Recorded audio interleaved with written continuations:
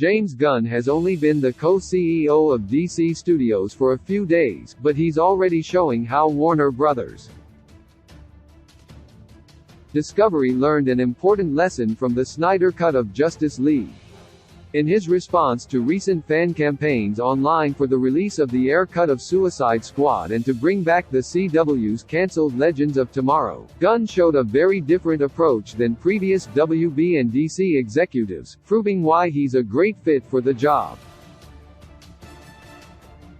In the past, Warner Bros. Ignored fan campaigns publicly and executives would put out anonymous quotes disparaging the fans, stoking animosity and creating a toxic environment.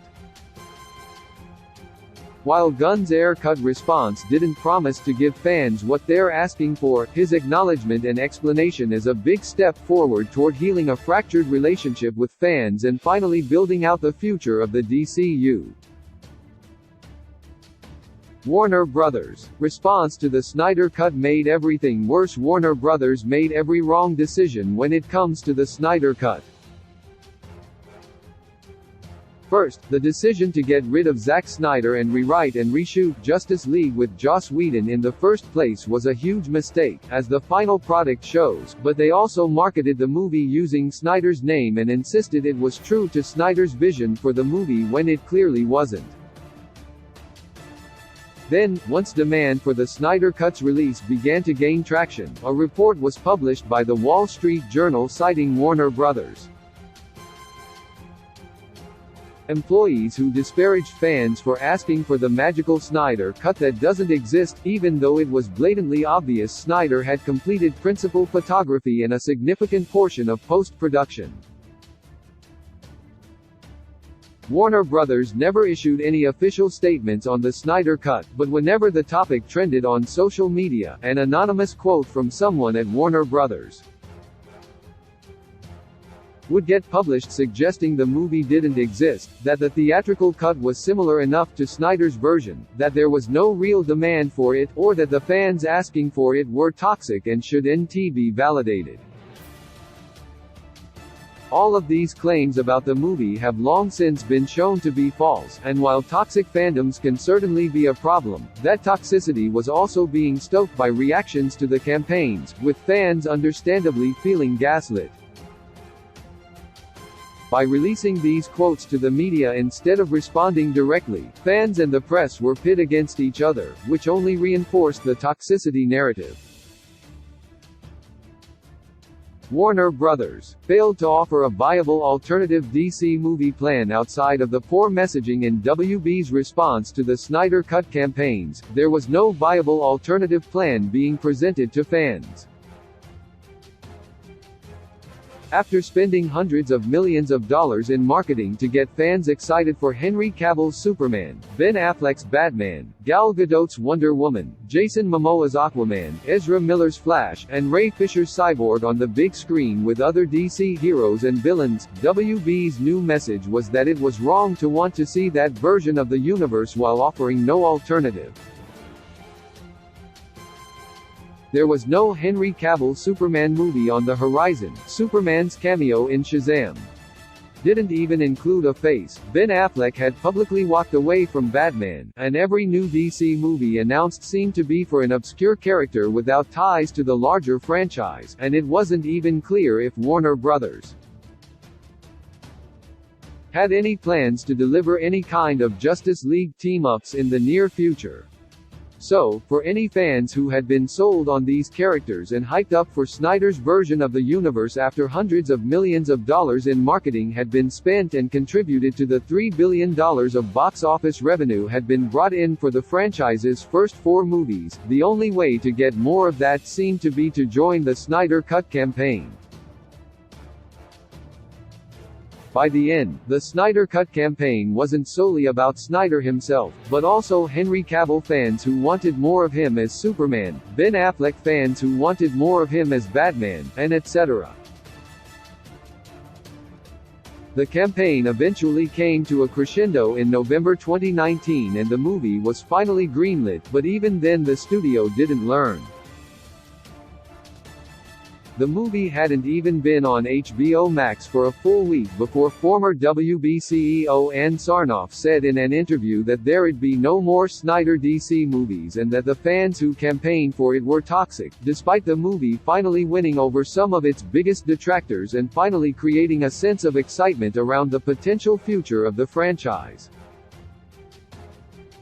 In the interview, Sarnoff again suggested there was a plan in the works, but the Snyder Cut's teases for Darkseid, the nightmare future, and the formation of the Justice League was far more exciting than any vague alternative Warner Brothers was teasing at the time. In fact, with the release of Black Adam and the return of Henry Cavill's Superman, it's also been revealed that Warner Brothers didn't only lack a plan for Superman, but former DC Films president Walter Hamada had actively shut down multiple attempts to bring back Henry Cavill as Superman, despite clear appreciation and demand for his version of the character. The cumulative effect of these decisions wasn't only a franchise that was dead in the water, but a studio that had stoked hostility and division in its own audience. Why James Gunn's Ayer cut response is perfect. James Gunn has only been one of 600 studio CEOs for a few days, but his response to the campaign for the release of David Ayer's cut of Suicide Squad already avoids all the problems created by previous Warner Brothers leadership. First of all, he didn't only acknowledge the campaign for the Ayer cut of Suicide Squad, but also the Save Legends of Tomorrow campaign and fan support for other DC projects over the years, treating all fans on equal footing instead of otherizing any particular segment. In addition, he specifically states the majority of these requests were enthusiastic, respectful, which sets a far better tone for the relationship with fans than previous WB responses, especially considering he tweeted it himself from his personal account instead of giving it as an anonymous quote to the trades. As with past WB administrations, Gunn doesn't reveal any particulars about the plan he's developing for the DCU, but he does offer more transparency into the process, saying we are listening open to everything. But all our initial focus is on the story going forward, hammering out the new DCU, telling the biggest story ever told across multiple films, television shows, animated projects. It's fairly plain that the Ayer cut of Suicide Squad isn't currently a part of the story going forward, but Gunn wisely says he and co-CEO Peter Safran are open to any ideas, leaving the possibility of revisiting the Ayer cut down the road.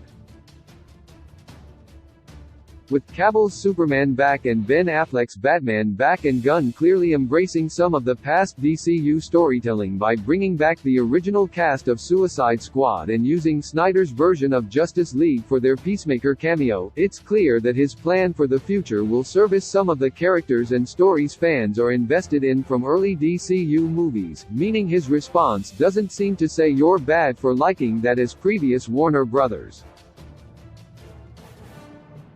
responses suggested. Warner Brothers Discovery is going through immense changes, and the formation of DC Studios and hiring of James Gunn and Peter Safran as co-CEOs is a big part of that. Fortunately, those changes seem to suggest they learned some important lessons from the Snyder Cut that previous WB leaders didn't understand. Having James Gunn, a filmmaker, as a studio head shows a commitment to respecting directors, and Gunn shows a commitment to respecting the fans.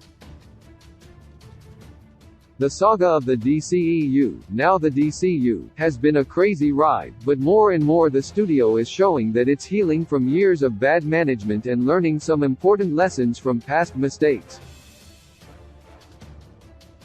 Key release dates: Shazam! The Fury of the Gods release date, the 17th of March 2023. The Flash movie release date, the 23rd of June 2023. Blue Beetle release date, the 18th of August 2023. Aquaman 2 release date, the 25th of December 2023. Joker, Folie à Deux release date, the 4th of October 2024.